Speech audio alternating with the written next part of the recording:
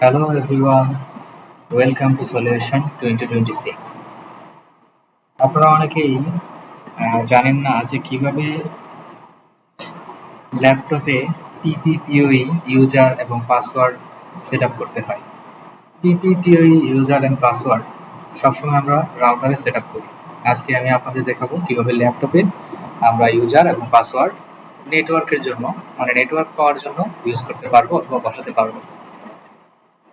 ল্যাপটপে PPPoE user বসানোর জন্য আমাদের সর্বপ্রথম কন্ট্রোল প্যানেলে যেতে হবে। কন্ট্রোল প্যানেল থেকে যদি স্মল ক্যাটাগরি না থাকে স্মল ক্যাটাগরিতে নিতে হবে। তারপর যেতে হবে নেটওয়ার্ক অ্যান্ড শেয়ারিং সেন্টারে। নেটওয়ার্ক অ্যান্ড শেয়ারিং সেন্টারে যাওয়ার পরে set up a new network যেতে হবে।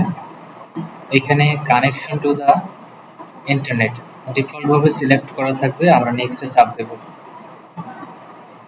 তারপর যদি এই অপশন থাকে ব্রাউজার দ্য ইন্টারনেট নাও, এখানে এটাতে না দিয়ে set up a new connection anyway এটাতে ক্লিক করতে হবে।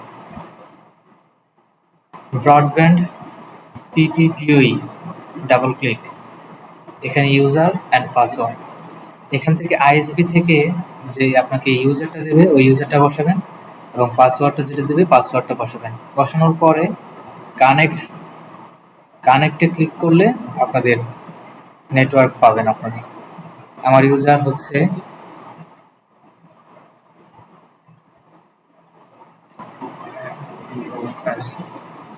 2026, পাসওয়ার্ডটা সেম, আমি কপি করলাম এখানে বসালাম। তারপর কানেক্টে ক্লিক করলে আপনারা নেট পেয়ে যাবেন। কিছুক্ষণ সময় নেবে, স্কিপ করবেন না আপনারা।